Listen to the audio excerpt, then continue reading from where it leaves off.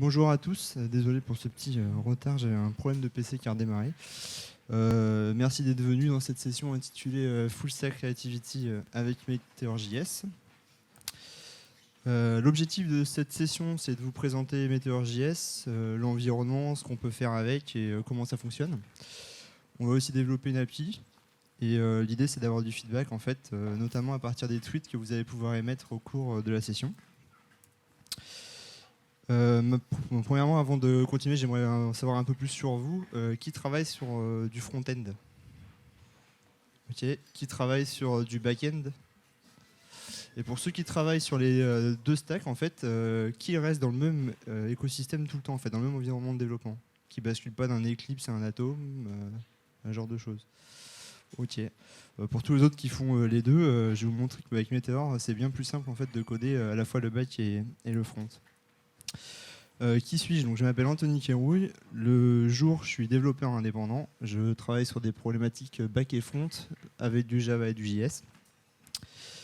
Et le soir, je contribue à plusieurs projets open source autour d'ASCII Doctor. Et j'ai développé un outil qui s'appelle UpPress qui permet de bloguer sur GitHub Pages. Donc, il y a eu une présentation de Benoît entre midi et deux. Donc, qu'est-ce que c'est que Meteor? Meteor, c'est un environnement en fait ultra simple pour construire des applications web modernes. La phrase en fait qui choque un peu, c'est que Meteor dit qu'un développement qui pouvait vous prendre jusqu'à plusieurs semaines avec les meilleurs outils vous prendra maintenant que quelques heures avec Meteor. C'est un message assez fort, mais vous verrez qu'on est super productif avec cet environnement. On fait souvent la comparaison entre Angular et React. Alors, c'est pas la même chose. Angular et React, ça adresse des problématiques front-end uniquement. Vous pouvez pas exposer une API REST, par exemple, avec des stacks comme Angular ou React. Par contre, on a Min.io et Min.js qui se rapprochent beaucoup plus dans la philosophie de Meteor. La différence, c'est que quand vous avez Min, vous installez vous-même l'ensemble des éléments à la main. Vous installez votre Mongo, vous installez Node, et après, vous faites des npm install pour récupérer Express et le reste de la stack. Avec Meteor, en fait, vous avez un environnement qui est beaucoup plus all-in-one. Donc, je vous le disais, on parle d'environnement. Quand vous installez Meteor, vous installez Node, mais sans le faire à la main. Vous installez npm, Mongo en version 2, version 3, ça ne va pas tarder. Vous installez tout un package de librairies JavaScript comme jQuery, Underscore, et le tout est packagé en fait dans un seul environnement qui est Meteor. Donc, Meteor repose sur 7 principes. Le premier principe étant le data on the wire. Quand vous allez charger votre application dans votre navigateur web la première fois, vous allez charger un fichier HTML, un fichier JS qui est l'ensemble des fichiers JS compactés, et la même chose pour le CSS. Ensuite, tous les échanges qui auront lieu dans l'utilisation de votre application se fera sur un protocole qui s'appelle DDP. Et le protocole DDP, en fait, c'est un échange de fichiers JSON sur le WebSocket. Donc l'avantage du WebSocket, c'est qu'on a une communication de double sens entre le client et le serveur. Vous faites des modifs clients, le serveur en est informé. À l'inverse, un autre client fait des altérations côté serveur. Tous les clients qui sont branchés sur l'application seront automatiquement notifiés. Une autre façon de communiquer avec votre application, c'est au travers des méthodes. C'est une sorte de RPC, en fait, des Remote Procedure Calls, pour faire les appels entre le client et le serveur. Ça permet de vérifier plus finement en fait, votre code métier quand vous faites des changements. Le deuxième point, c'est un langage unique. Donc, Meteor est basé sur Node, donc on code en JavaScript. On partage le code à la fois dans le client et dans le serveur, ce qui fait qu'un snippet de code métier que vous allez écrire une seule fois, vous allez pouvoir l'utiliser aussi bien dans votre back que dans votre front. Mais vous avez aussi la possibilité d'utiliser d'autres langages, donc que ce soit CoffeeScript, TypeScript, tout ça, il y a des paquets Meteor en fait, qui sont là pour répondre à ces attentes. Database Everywhere, c'est le troisième point. Comment on y répond? En fait, côté serveur, Meteor par défaut, il est installé avec MongoDB. On peut depuis peu utiliser Postgre. Et côté front, en fait, on a une implémentation de l'API MongoDB un peu plus légère qui permet de partager une API commune entre le serveur et le client. Ce qui fait que toutes les requêtes que vous allez écrire, par exemple, pour récupérer vos informations dans vos collections, vous allez les écrire une seule fois et elles seront jouées à la fois dans le client et dans le serveur. Et on a une synchronisation entre les deux. Quand vous faites un insert dans votre collection, dans votre front, vous allez d'abord faire l'insert en memory dans le front et puis ça va être joué dans un second temps sur le serveur. Et s'il y a une erreur, il y aura un rollback. que je complète, c'est en fait, c'est le système de latency compensation.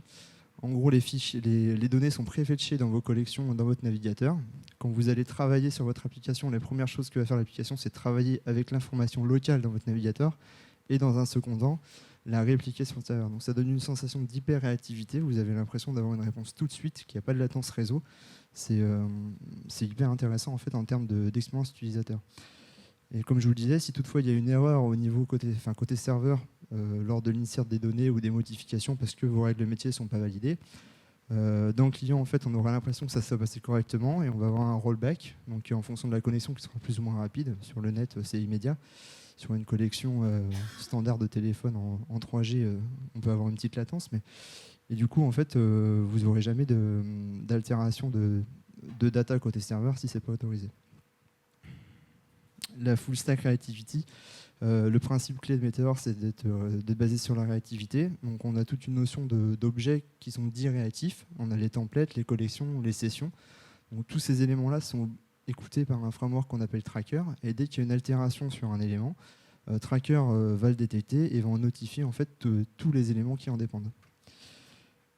Et le client est mis à jour à chaque changement côté serveur. En fait, s'il y a un changement côté serveur, il y a une requête WebSocket qui est faite via DDP et le client fait la mise à jour.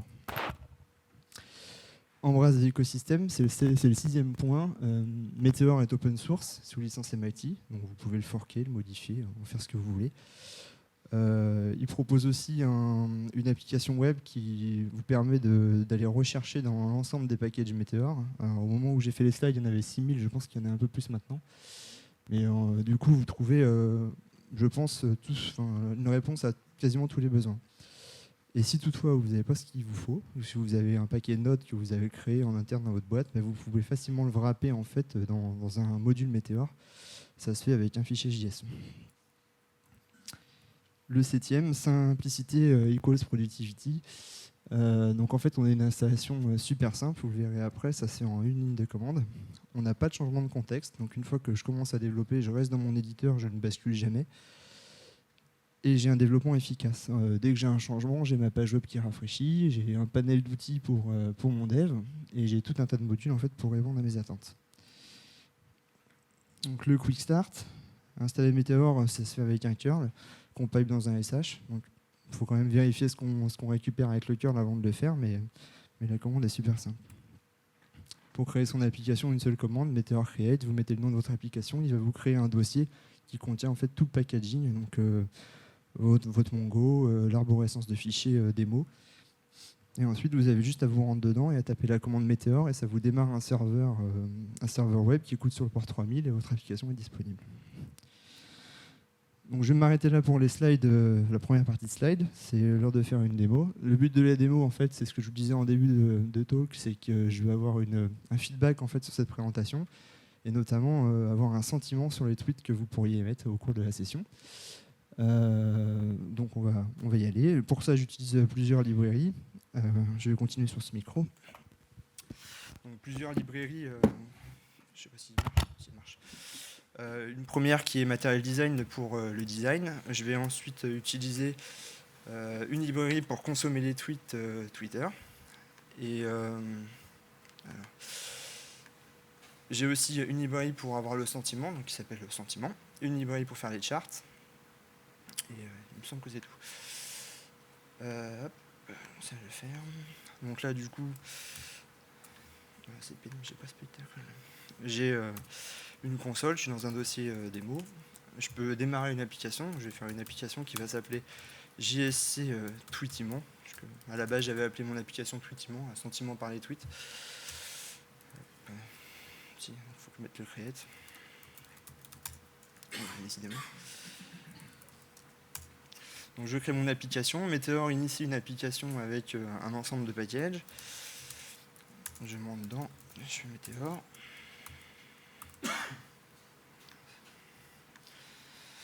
Donc là, il m'a démarré un proxy, il m'a démarré MongoDB et starté mon application Node, du coup, parce que derrière c'est du Node, et démarré une écoute sur un port 3000. Donc si je vais sur le port 3000, j'ai bien une application Meteor basique, c'est une démo, où dedans, en fait, le principe est simple, je clique sur le bouton. Je ne sais pas si vous voyez bien. Je clique sur le bouton, c'est bon. Et en fait, le nombre de clics en fait, s'incrémente. Alors comment ça fonctionne derrière? En fait, Meteor crée 3 fichiers. Donc un fichier JS qui, pour la démo, n'est pas renseigné. Un fichier HTML qui représente votre template. Donc c'est le flux HTML sans les balises HTML. Ce Meteor s'occupe de compléter votre fichier au moment de la compilation. Donc on retrouve un titre. Et ici, ce que vous voyez, c'est ce qu'on appelle un template. Donc le Meteor, le templating, ça repose sur spacebar. Donc la syntaxe avec le chevron, ça permet de charger un template, et le lien par le template se fait sur le name du template qui est défini soit dans le même fichier, soit dans un autre fichier HTML. Ici, on a un bouton sur lequel on le verra par la suite, on applique un event de clic. Et dans cette phrase, on a un counter. Donc le counter, c'est ce qu'on appelle un helper en termes de spacebar. Le helper, c'est tout simplement une fonction JS qui retourne une valeur. Et on a le fichier JavaScript associé. Donc je vous le disais, le code il est partagé à la fois dans le client et dans le serveur. On peut avoir la distinction entre le client et le serveur au travers du code, avec Meteor isClient ou isServer. Ici, ce qu'on fait, c'est qu'on initie un objet réactif, on définit dans la session un élément sur lequel on va attendre de la réactivité. Dans le template hello, donc on a défini dans le fichier HTML, on définit un helper counter, on retourne la valeur session. Ici, on ajoute un event sur le template hello. Donc ça marche exactement comme les events sur les Sizzle en jQuery. Donc ce que je dis, c'est que je mets un clic sur le bouton, et ici, je fais un incrément en fait, du compteur en faisant +1. Donc du coup, dès qu'il va y avoir une modification, dès que le set va être enregistré, en fait, et une tracker va détecter le changement et va rejouer du coup le counter et rafraîchir le template qui dépend du counter. Et côté serveur, il n'y a rien. Donc ça, c'est bien en termes de fichiers, en termes de structure pour faire une petite démo. Mais par contre, c'est pas suffisant quand on a une application qui est un peu plus structurée en termes de code, et surtout si on travaille en équipe. Je voulais juste vous montrer, avant de passer sur la suite, le fichier JS qui est partagé. En fait, donc vous voyez, et on a l'ensemble, là c'est pas compilé parce que c'est pas en mode production, on a l'ensemble des fichiers, et le fichier est bien présent à la fois dans le client et dans le client et dans le serveur. Donc là, ce que je vais faire, c'est que je vais supprimer tous ces fichiers.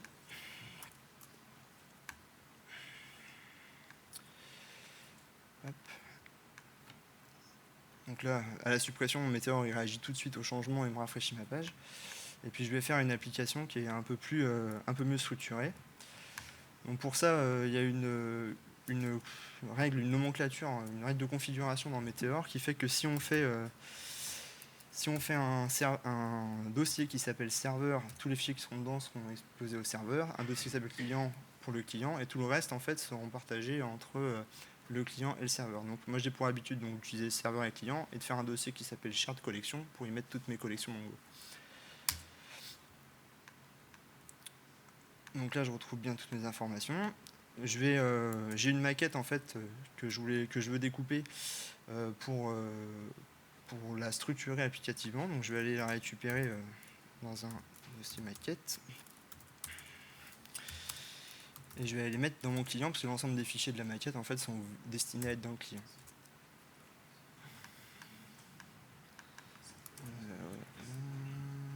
Ouais, pardon, CP. Donc là, l'application Meteor va se rafraîchir. Comme je vous le disais, j'ai un ensemble de librairies. Là, le design est vraiment pas terrible du tout. C'est simplement parce que j'ai pas chargé les librairies Material Design et autres. Donc, vous voyez, j'installe la librairie pour Twitter, le sentiment ici, le Material Design, le chart et Moment.js pour gérer les dates.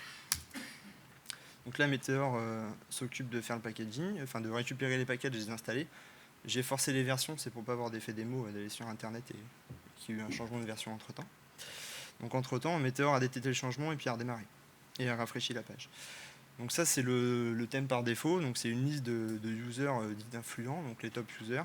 Ici les tweets, la répartition par sentiment et puis les photos sur lesquelles quand on clique on a une prévisualisation. Donc on va faire ça. La première chose à faire, c'est de créer une collection de tweets. Donc je vais faire un nouveau fichier qui va s'appeler tweet.js, dans lequel je vais mettre une collection que je vais appeler tweet. Et en fait, je ne mets pas le var dedans. Comme ça, la variable elle est associée au global et je peux y accéder à la fois dans le serveur et dans le client.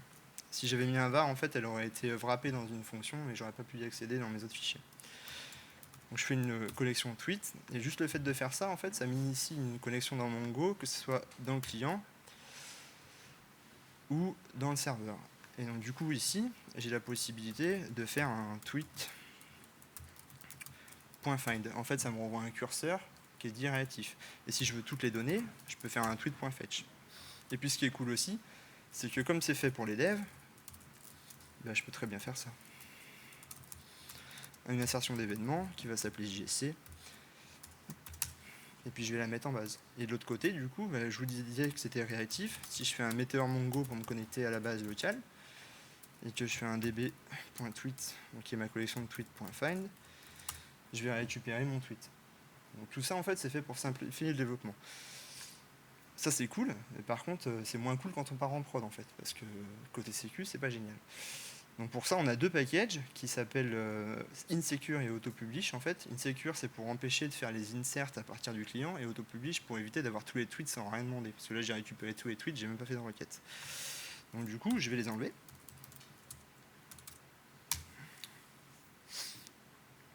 Et ici, en fait, vous allez voir que bah, j'ai plus accès à rien. Et puis quand je vais vouloir insérer, il va me dire que j'ai un access deny.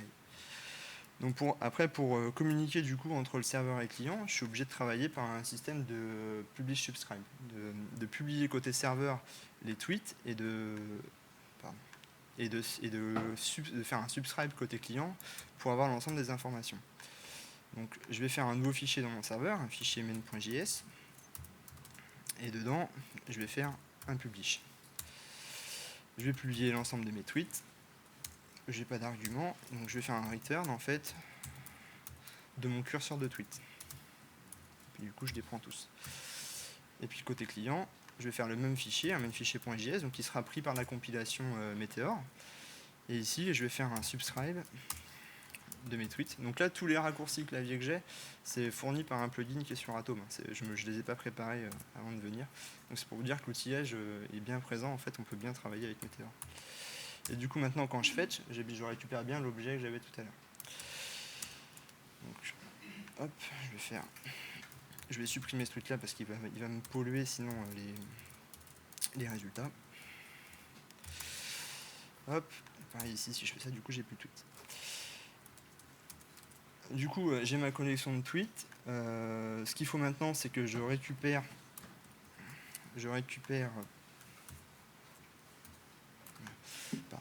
l'ensemble des tweets via l'API Twitter. Donc pour ça, je vais aller déclarer une variable Twitter API. Et le package Twitter en fait, que j'ai chargé me donne accès à une classe qui s'appelle TweetMaker, dans laquelle je peux prendre un objet où je vais mettre tous les identifiants applicatifs pour l'application que j'ai créée sur Twitter. Donc la clé consumer, la clé d'API, ce genre de choses. Donc je pourrais les mettre en dur, mais comme je vais sûrement la mettre en prod, cette application, si j'ai le temps, je vais la mettre en paramètres externes. Donc là, quand je vais sauvegarder, Meteor va me dire c'est pas bon, je connais pas les variables en fait que je suis attendu dans l'objet que tu me passes en paramètres. Donc ce que je vais faire, c'est que je vais copier un fichier de settings que pour le coup j'ai préparé, hop, que je vais mettre ici. Et puis ce fichier de settings, en fait, je vais le passer. Je sais pas si vous voyez mieux comme ça. Je vais le passer en paramètre de mon démarrage Meteor. Voilà. Donc il redémarre en fait de la même manière, sauf que maintenant j'ai un contexte en fait qui a été chargé au démarrage de l'application. Hop, pour vous montrer le fichier settings, en fait c'est ni plus ni moins qu'un POJO, enfin qu'un objet JavaScript avec des attributs.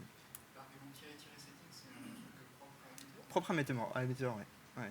Et du coup quand on deploy, on fait pareil, on Meteor deploy-settings et ça l'envoie au départ. Donc du coup maintenant j'ai une connexion à mon API Twitter. Je vais pouvoir travailler sur l'API de stream. Donc je vais faire un Twitter API.stream. Donc le stream public, pour récupérer l'ensemble des tweets, il est sur status filter. Et en fait je vais lui dire ce que je veux traquer. Donc il y a un objet track. Et je vais traquer tout ce qui va être JSC 2015. Donc il faudra bien penser à mettre le hashtag quand vous allez tweeter, si vous tweetez. Et JSC Meteor, si des fois vous voulez compléter votre tweet avec le hashtag JSC Meteor. J'ai mes tweets. Maintenant, ce que je vais faire, c'est que sur le stream, je vais écouter ce qui se passe. Et le stream, ce qu'il va me fournir, je vais dire que je vais écouter à chaque fois qu'il y a un tweet. Il va me fournir en entrée, du coup, un tweet. Et sur ce tweet, en fait, je vais aller rechercher le sentiment. Donc le sentiment, je vais le récupérer comment? Je vais appeler ma librairie de sentiments, que je vais aller mettre sur le tweet. Et le tweet, il a un objet, enfin une attribut texte qui contient le contenu du tweet. Le sentiment, c'est une librairie en fait que j'ai chargée tout à l'heure quand j'ai fait un Meteor add. Et cette librairie, en fait, elle est automatiquement chargée au démarrage de Meteor et met à disposition justement la fonction sentiment qui va me donner un score en fait sur le valeur du texte, soit positif, soit négatif, soit neutre. L'idée, c'est de savoir ce que vous pensez du talk à peu près à la fin. Du coup, la librairie sentiment par défaut, elle est en anglais, donc je vais récupérer un fichier de mots en fait traduit de manière assez brute sous Google Traduction, enfin Google Translate, que je vais mettre dans le serveur. Du coup, ce fichier-là, je le charge là. Donc le fichier Word, en fait, ce que je vous disais, c'est un ensemble de mots sur lequel on donne une note, et à la fin, on fait la somme de toutes ces notes pour avoir le score moyen du tweet. Donc je récupère mon sentiment. Ce que je vais faire, c'est que je vais aller enrichir le tweet que j'ai eu. Donc je vous le disais tout à l'heure, Meteor est livré avec un ensemble de librairies dont underscore. Et je vais aller y mettre un sentiment. Donc là, une copie de mon objet sentiment. Ici. Hop. Une fois que j'ai ça, maintenant, je peux insérer dans ma collection de tweets que j'ai ici la copie de mon tweet. Donc là, mes tweets vont aller se mettre dans la collection à chaque fois qu'en fait vous allez tweeter. Sauf qu'on parle ici d'une librairie qui est wrappée, c'est une librairie Node qui est wrappée, on est en mode asynchrone, donc normalement si vous tweetez, là, ça doit vautrer. Tout simplement parce que... j'ai pas tout avancé, pardon. Tout simplement parce que comme c'est une API Node, on va récupérer la fonction au moment du callback et on aura perdu en fait le contexte Meteor. Du coup... c'est dommage, j'aurais dû préparer ça avant. Je vais aller sur TweetDeck, je vais tweeter. Du coup, ce qu'il faut faire, je ne vais pas pouvoir le montrer, mais la console me l'aurait dit, en fait, il faut que je fasse un bind environnement pour qu'au moment en fait, où la fonction est appelée, Meteor en fait, lève wrapper puis recharger le contexte. Ouais, il manque un des ouais. Merci. Hop. Donc là, normalement, si je tweet,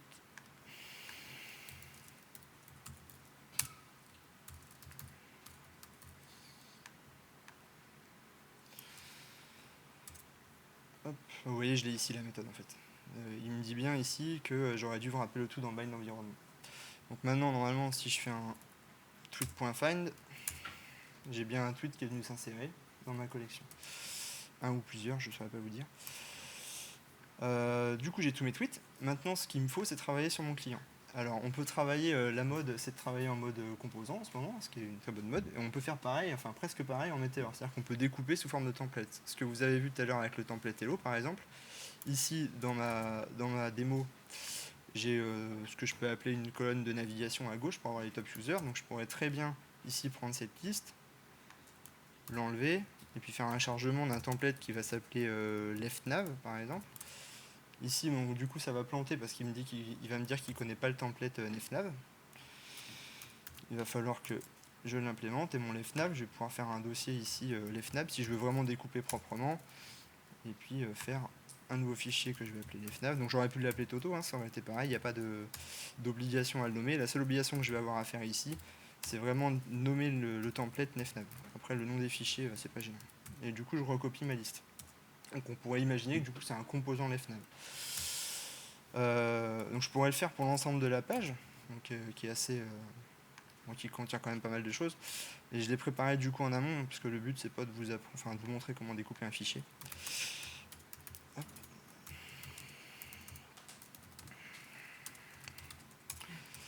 Donc je l'ai découpé, j'ai un contenu en fait qui contient la zone centrale en fait ces deux zones là, le leftNav, et dans le contenu j'ai ma zone de tweet au milieu qui contient des tweets, ma zone de chart et ma zone de photos. Et les photos, en fait, je peux zoomer. Donc je vais commencer par travailler sur les tweets.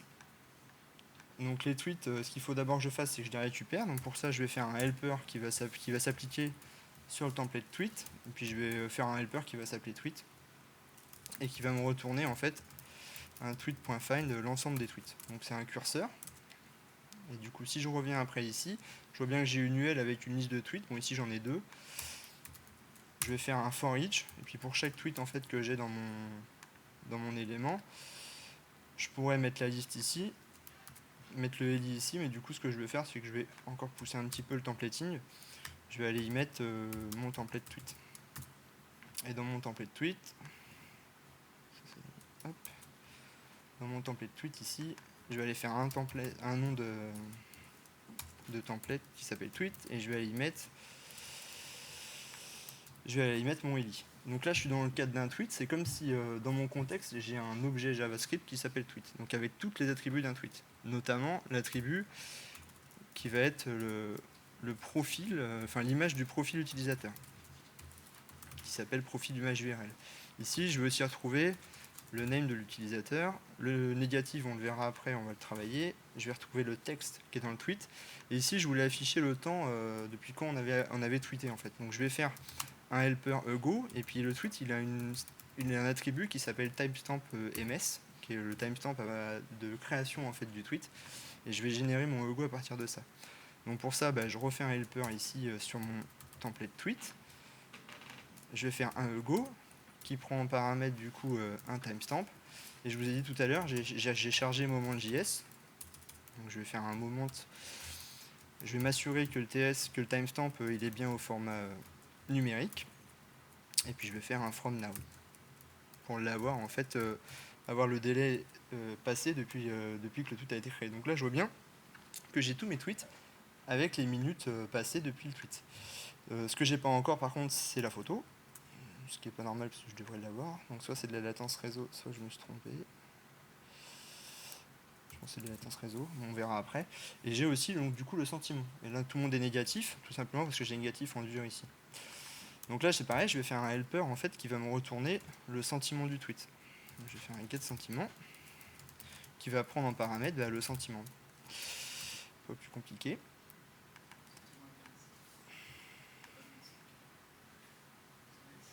Non, c'est bon.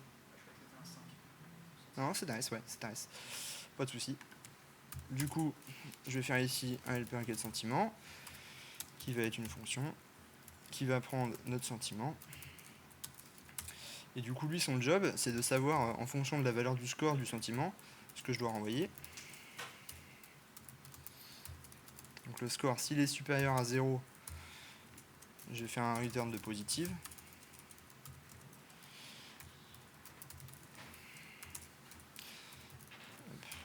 S'il est inférieur à 0, je vais faire un return de négative.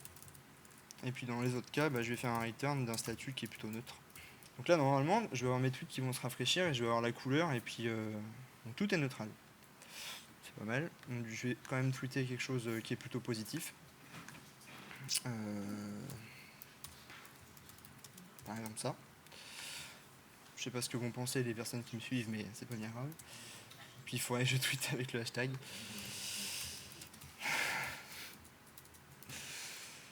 Hop.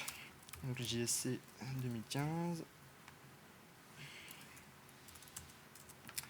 Normalement ici, je devrais voir mon tweet apparaître. On va mettre ça sur le dos de la latence. Bon, j'ai pas d'erreur. Et côté serveur, j'ai pas d'erreur non plus. Je vais le redémarrer au cas où. Normalement, ça devrait pas arriver. Bon, c'est pas grave, je vais passer à la suite. Du coup, si c'est qu'ils sont pas triés par ordre de date, pardon, autant pour moi. Donc du coup, je vais trier mes tweets par ordre de date. Donc je vais faire un find sur lequel il n'y a pas d'attribut, et puis je vais faire ici un sort sur le timestamp.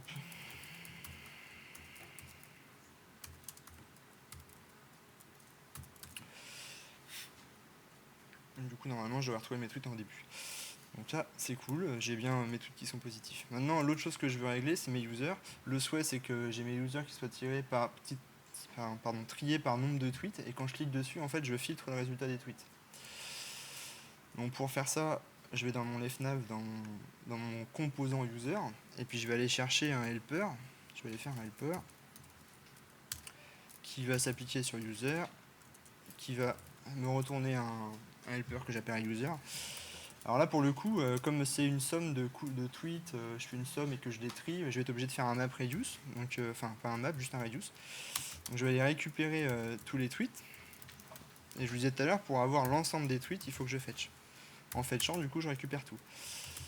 Là, du coup, j'ai préparé des snippets parce que l'objectif, c'est pareil, c'est pas de vous faire une démo sur les reduce. Donc je vais faire un reduce de tous les tweets et je vais aller faire un incrément du nombre de tweets en fait par user. Donc ça me retourne un tableau d'utilisateur avec l'ID, le nom, son screen name, son profil d'image URL et puis le nombre de tweets. Donc ça fait un tableau d'objets. Et en fait, il faut, pour que le helper fonctionne, il faut retourner soit une collection, soit un curseur, soit un tableau à plat. Donc du coup, ce que je vais faire, c'est que mes users, je vais aller juste en extraire les values de ce tableau-là. Et puis je vais aller retourner un tri. Je vais trier toutes ces informations-là, tous les users, je vais les trier par count décroissant pour que ça soit trié par ordre, pour avoir le top user en haut. Donc pour trier, j'ai juste à faire un return user, un count. Et puis comme je le veux en ordre décroissant, là, je mets un moins. Donc là je devrais avoir normalement, non, on va pas le voir tout de suite, il faut que dans mon template en fait je fasse un each encore une fois. Donc là j'ai l'ensemble de mes users. Donc je fais mon each. Donc là j'aurais pu pareil refaire un template user et redescendre d'un cran, mais je pense que vous avez compris le système. Donc là ici le data user ID, je vais mettre l'ID du tweet du user que je suis en train de remonter. Ici je vais aller y mettre l'image de profil. Ici du coup le nom. Et ici le nombre de tweets que j'ai calculé. Donc du coup je vais avoir tous mes users qui doivent apparaître sur la gauche si je mets le nom de la bonne collection. Voilà, donc j'ai bien. Donc là on voit que Yann c'est le top Twitter, celui de Philippe. J'ai bien l'ensemble de mes éléments. Par contre je peux pas cliquer dessus, il se passe rien, je sais pas lequel est actif, je peux pas filtrer. Donc on va faire le filtre. Donc ce que je veux dire en gros c'est que quand je clique sur. Donc quand je fais un événement du coup de clic sur un des users, donc un clic sur un user, et un user finalement c'est quoi? C'est un objet de type de classe avatar par exemple. On va pouvoir filtrer comme ça. Donc, je vais faire un clic sur un élément de classe avatar. Je vais aller tout d'abord annuler en fait le clic parce que comme c'est un lien, je n'ai pas envie qu'il me sorte de mon application. Et je vais aller récupérer l'ID du user. Donc pour ça, je récupère l'événement, je fais un current target pour récupérer l'élément sur lequel j'ai cliqué, et puis je fais un get attribute pour avoir l'attribut qui s'appelle data-user ID. Donc c'est cet attribut en fait qui est ici. À partir de ça, je sais sur quel compte j'ai cliqué. Donc je vais pouvoir aller le mettre en session. Et puis comme je sais que, je me doute bien qu'en cliquant, je vais devoir filtrer à partir de ce résultat mes tweets, je vais pouvoir préparer la requête. Je sais donc que dans mon tweet, il y a un objet user qui contient un ID user au format string, et je vais pouvoir du coup y mettre l'ID. Vous comprendrez que j'ai pas du tout préparé le code. Donc là du coup je sais bien le filter user ID. Ça sera bien clair. Je vais quand même m'assurer qu'il soit bien renseigné au démarrage de mon application. Donc pour ça il y a Meteor Startup qui permet de charger les éléments au démarrage, et puis je vais pouvoir faire un set default avec un objet vide parce que par défaut en fait je filtre rien.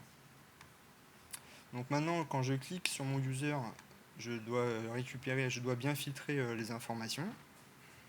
On va le vérifier tout de suite. Donc pour ça, il faut que j'aille ajouter ce nouveau filtre dans mon find ici. Donc je le récupère là.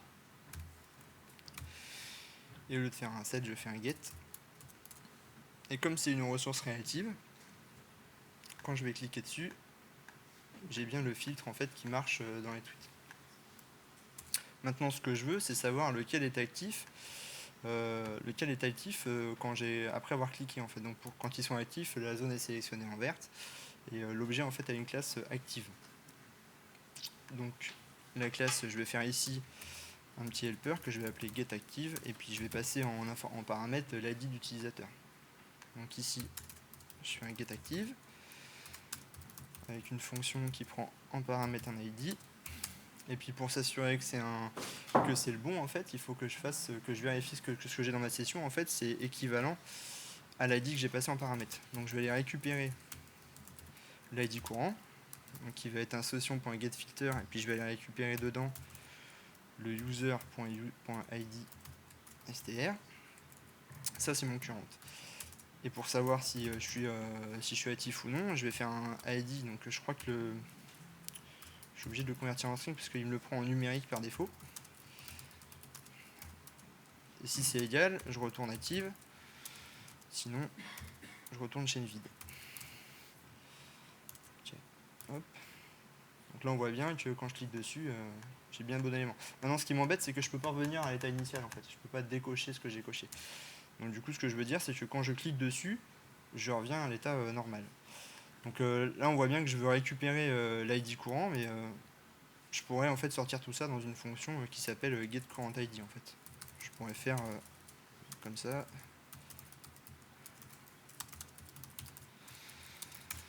Toc. Et du coup, je pourrais retourner ça en fait. Ouais. Hop. Merci. Donc mon getCurrentID, du coup. Ah oui, oui, bien vu. Merci. Je vais aller trop vite. Donc du coup, ici, je peux remplacer ça là. Et puis en fait, maintenant, ce qu'il faut que je vérifie quand je clique, en fait, pour décocher, c'est vérifier si je suis bien égal au current. Donc, current. Je récupère le current ID. Et si mon ID est égal au current, je remets en fait mon session filter ici. Je le remets dans un objet vide. Et puis dans l'autre cas, je faisais ce que je faisais déjà.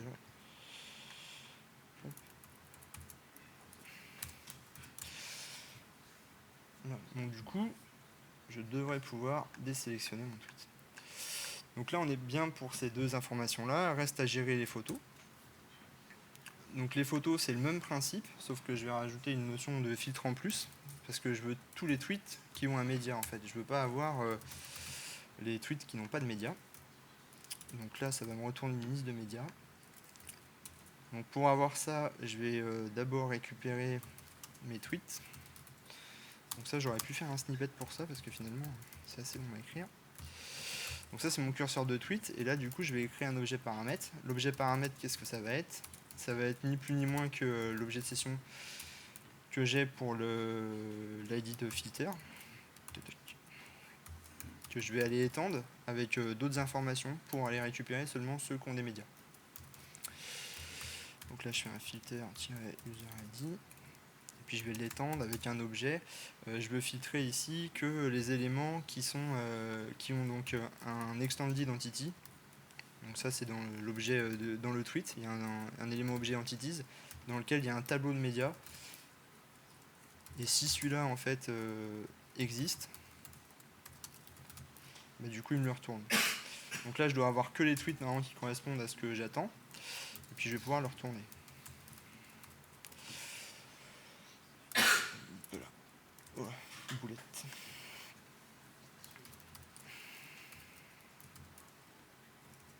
Hop.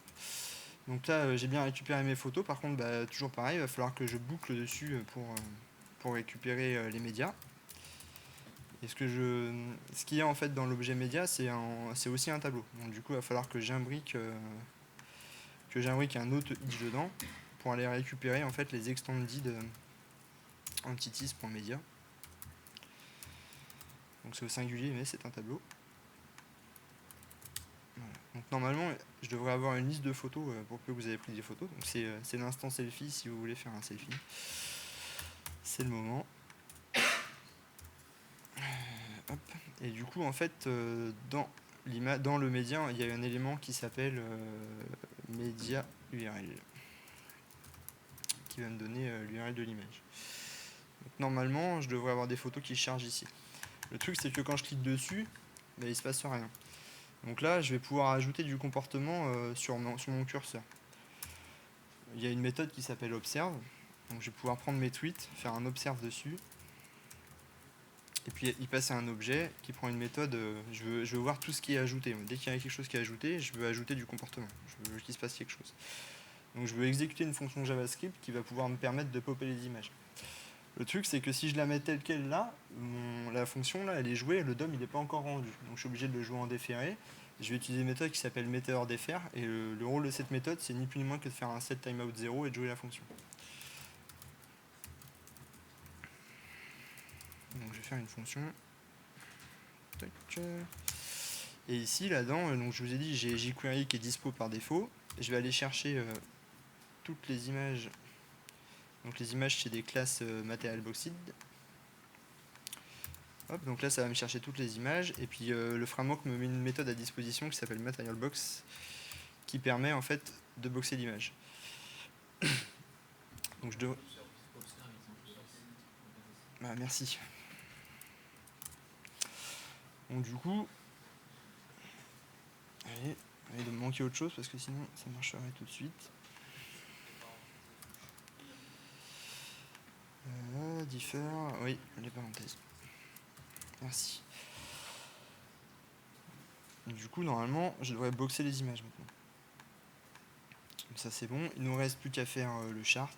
Donc le chart ça va assez vite. C'est exactement le même principe que le reste. On a ici un compteur de tweets. Donc on va faire un count. Hop, on fait un chart. Un count. Et on va faire un return de tous les tweets dans lequel on passe en paramètre notre session.get filter-user-id. Et puis là pour le coup on a une méthode qui est à dispo qui s'appelle count. Donc je vais aller récupérer l'ensemble des tweets qui sont en fait affichés au milieu. Donc là j'en ai bien 48, ici 24, 8, 2. Donc c'est bon. Et il nous reste après à afficher le graphique. Donc le graphique il va être affiché quand on fait un render du template. Donc là on a une méthode qui s'appelle onRendered qui va être exécutée au moment où je fais le render. Donc je vais faire dedans une fonction que je vais appeler renderChart, qui va commencer par me faire comme tout à l'heure un reduce en fait sur les tweets. Et sur ce reduce là, au lieu de calculer le score de tout à l'heure, enfin le nombre de tweets de tout à l'heure, je vais plutôt calculer le score, la somme des scores en fait, la somme des positifs, la somme des négatifs, la somme des neutres. Ensuite, avec ce tableau en fait, enfin cet objet, puisque c'est un objet qui contient les éléments, avec cet objet, ce que je vais faire, c'est que je vais aller récupérer, enfin je vais aller dessiner mon graphe dans le template qu'on m'a fourni. J'ai cet appel de cette portion de script en fait qui charge le graphe. Je vais aller en fait l'insérer ici, juste à la suite. Et ici en fait au lieu d'y mettre 300, bah, je vais aller mettre mes scores. La même chose en positif. Et la même chose en neutral.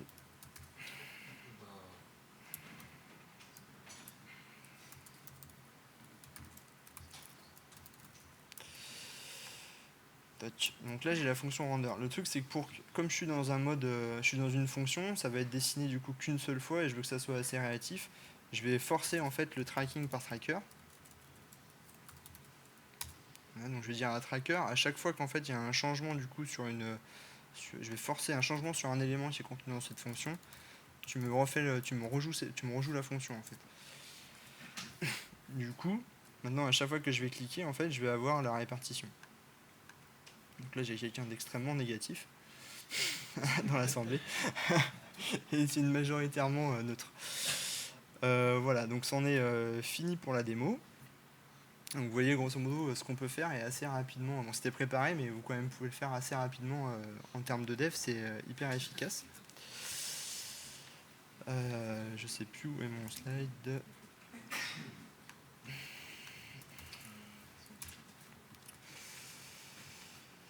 Hop, donc on va continuer sur la suite. Donc du coup, Donc les choses dont je ne vous ai pas parlé, c'est des méthodes, ou brièvement. Donc on peut définir facilement une méthode. Voilà. On peut facilement définir une méthode côté serveur avec la méthode methods et on l'appelle de la même manière, d'une autre manière côté client en faisant un call sur cette méthode. Donc un petit rappel sur la sécu, pensez bien à enlever vos autopublish et votre insecure et aussi dans les méthodes vous pouvez checker les paramètres. Donc c'est important de le faire. Pour autopublish, normalement Meteor vous informe que vous avez oublié de les enlever si vous utilisez le publish subscribe au moment du déploiement. Le testing, il y a un framework qui s'appelle Velocity. Vous pouvez faire vos tests comme vous pouvez le faire habituellement sur vos applications JavaScript avec du Mocha, du Jasmine. Si vous faites du test d'intégration, vous pouvez utiliser Cucumber. Et vous avez différentes formes de reports, notamment des reports qui sont consommables en fait par votre CI et vous pouvez l'intégrer facilement dans votre build, dans votre chaîne de build. Le déploiement, vous pouvez déployer sur la plateforme Meteor pour faire du test. Vous pouvez utiliser la méthode Meteor Bundle pour bundler un tar.gz qui sera un applicatif Node et le déployer sur vos serveurs. Et vous pouvez aussi le déployer dans le cloud chez DigitalOcean. Récemment, on m'a parlé de Scalingo, mais je n'ai pas testé. Et puis Clever Cloud qui fournit aussi des hébergements Meteor. La supervision, il y a un super outil qui s'appelle Kadira, en fait, où vous pouvez récupérer toutes les informations et toutes les métriques de vos serveurs, que ce soit la memory, le CPU, le nombre de publish subscribe que vous avez. Quelques liens, donc le lien sur Meteor, la documentation, un lien sur Velocity et sur un billet Clever Cloud qui vous explique comment faire un déploiement Meteor sur leur plateforme. Avant de passer sur les questions, je vais juste ajouter qu'en fait, là, on a vu le templating qui est basé sur Spacebar. Vous pouvez très bien ajouter du template en AngularJS, Angular 2 ou React.js ou même Ember. En fait, vous pouvez embarquer n'importe quel framework de présentation si vous préférez, quoi. Voilà, j'en ai fini. Le petit QR code, ça pointe sur un Google Form en fait, avec des questions plutôt orientées communauté Java, parce que Meteor s'interroge en fait sur les attentes de la communauté Java vis-à-vis de leur outil. Donc ils m'ont envoyé une liste de questions. Si vous avez un moment pour y répondre, n'hésitez pas. Et puis si vous avez des questions maintenant, c'est le moment. Ouais.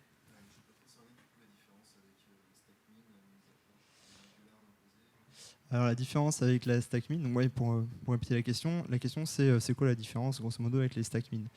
La stackmin, quand on l'installe, il faut s'installer à la main Mongo. Il faut aller installer à la main Node. Donc en fonction, si on est un Mac, si on est sur Ubuntu, ça ne s'installe pas de la même manière. On peut le faire avec un sudo ou pas.